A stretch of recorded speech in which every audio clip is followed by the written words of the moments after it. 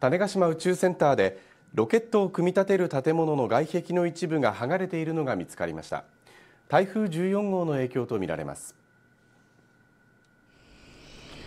JAXA によりますと、昨日南種町の種子島宇宙センターで職員が台風の被害を確認していたところ、ロケットを組み立てる高さ81メートルの建物の外壁の一部が剥がれているのを発見したということです。建物の中には今後打ち上げが予定されている H2A ロケット47号機と新型の H3 ロケット初号機が搬入されていて、 JAXA ではロケット本体やその他の施設について打ち上げに影響がないか調べています。